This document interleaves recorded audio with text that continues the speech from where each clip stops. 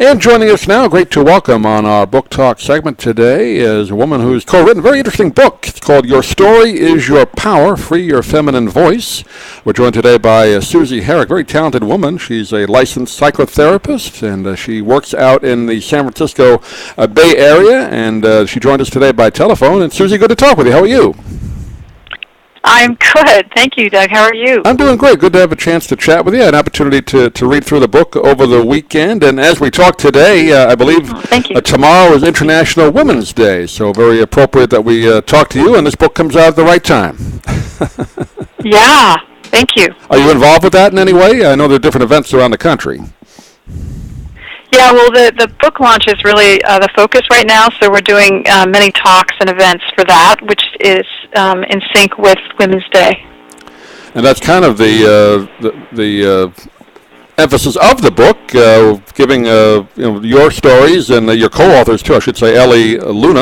I hope I'm pronouncing her name correctly. Luna. Mm-hmm. Ellie Luna wrote it with you, and you kind of tell your stories along the way. But how women can kind of get in touch with their inner self, right? Find out more about themselves, and I guess kind of write their own stories if they want. Or what kind of is the impetus of the book for you? Well, the impetus of the book is really for anybody that's interested in tapping into the very generative power of the feminine intelligence. Mm-hmm. And it's for both men and women if they want to do that. And we have found that, in the culture that voice and that intelligence has been dampened. It's been staved off. And we're very concerned about what's going on in the world today. And so we are adding this process to the chorus of voices that are saying it's time to listen to the stories that are coming out. And it's been great with the Me Too movement because Tarana Burke has really set up a safe place culturally for people to bring out their stories. They're very difficult stories. Yeah, I was going to say. And this is actually a internal metaphor for that.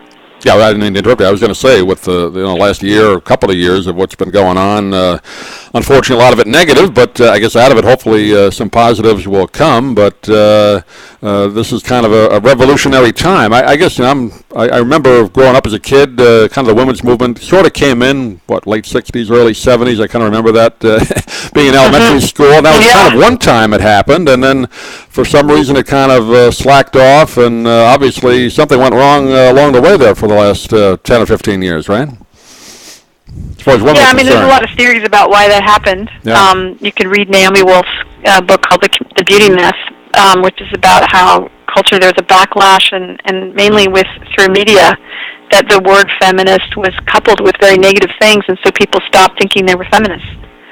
Yeah, it seems like... So now there's been a real understanding and resurgence of that all it means is believing that women and men are equal in the eyes of the law. Right. Let's talk a little bit about, and you kind of break it down in the book, different types of personality types, I should say. 9 different ones you break it down. So I guess everybody's got to fit into one or more of those types, right? Well, actually, we use that system, it's called the Enneagram, to offer people ways to give language to their personality. They may find that those descriptions may not fit, or they fit, but it's a way to give language to something that's normally not easy to talk about. And it fits into the sequence of looking how the culture impacts us in our internal world, how our families impact our internal world, and how even our own personalities can act against us really saying what we want to say. And that's some of the hardest work. Yeah. We hear the word empowerment. I've heard that word a long time, not necessarily just for women, for men as well. But I guess right now it's becoming a situation where we find out, and in many situations in the workplace, women weren't as empowered as they thought they were, right? Yeah, I think one of the things that's really challenging about this time is that it's brought to consciousness what's been going on for women in the workplace and in the home, and in terms of how in Hollywood specifically right now. And the idea is, how do you sustain that type of information so that the culture actually changes? Because we're very a culture that likes lots of stimulus and different things all the time. And I know someone commented on about how it's been, the whole Me Too thing is sort of past tense, and it's only been going on for 4 months, right? so the popularity of it, she's actually been working at it since she was about 14. But this idea that we are equals and we are really need to come together as opposed to keep these parts of ourselves disparate needs to change for us to be able to, I believe, to survive as a species. Our environments are really in trouble. And you can see in the political scene right now that women are feeling very disenfranchised. So how do we bring this all together is really the question. And so we offer a way to do that internally so that people can get a roadmap on how to do that with themselves so they have more capacity to do it in the external. They can do more activism, but from a place that's generative. More to understand yourself first, and then you know where you can go outward, right? So that's kind of what you need to do. Yeah, it's like how do you have to build your self-esteem and your voice first. And this came out of an experience with my father when I worked very much internally with my own internal sexist voices. And once I changed that, I actually could speak to my father differently. That changed his whole life. And he started treating my mother differently and me differently. And so his friends got really excited about it and wanted to know how they could, change their behavior towards their wives and their daughters. So there's a lot of momentum now coming from men to want to learn this too, because they have daughters and they have wives and they want to know how to bring up, girls in a world where they feel like they have choice in being who they want to be. How about, I mentioned before, 40, 50 years ago, the women's movement kind of came in. Women were doing jobs, or beginning to do jobs that were strictly, for the most part, done by men, and it seemed to be getting better, and I think it is better in that sense. More women are in jobs that they never could be before, but I guess the roles have changed, family roles, mother, father, mother staying at home and all that, but that changed with the women's movement. So do you think that's part of the issue, just getting the roles to kind of, flesh out a little bit what women feel they should do or shouldn't do at home, or they feel guilty still for working and not having a family? Is that all part of it?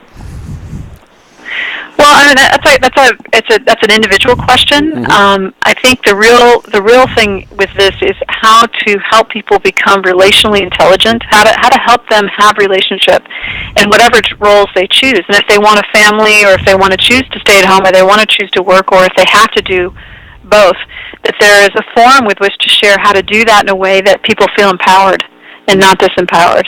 And I think what happened with the women's movement is that everybody thought, well, in order for women to step into the workplace, they had to be really masculine to do it. And they couldn't talk about, they had to go out for, having a child, or couldn't talk about their kids at work or whatever, or, the challenges of that, because that wasn't the thing you could do. And now it's becoming apparent is that when you take care of your employees' needs, you can see this really in the Silicon Valley, the more, the better that the work performance is from the employee. Yeah. And so with women particularly, when they, now that their needs are getting more met, they can actually really participate in the workforce in an equal way. Susie, do you feel optimistic? Obviously, putting aside the negative stuff we've heard the last year or so, what's going on in the workplace. But do you find in your talking to people, it's getting better? People, women out there feel, I know not just for women, but primarily for women, do they feel optimistic? I have to say that I'm inspired, really inspired doing this work. Right now I've been really inspired by some of the men that I've interacted with around this. They really want to learn this, and because they feel a real loss that the feminine or the women have been locked outside the door for so many thousands of years, and so it's really moving for them. And I didn't expect that. So I'm really inspired by that, and I'm really inspired by people in general who really want to get this because they get the imperative. And so watching the women's marches and all the stuff that's now, even just what happened with the Academy Awards, it's really heartening. And so I have big dreams. I hope that very soon that we will all have a voice, and that people will be heard that haven't been heard before, so that we can have the world that we really want.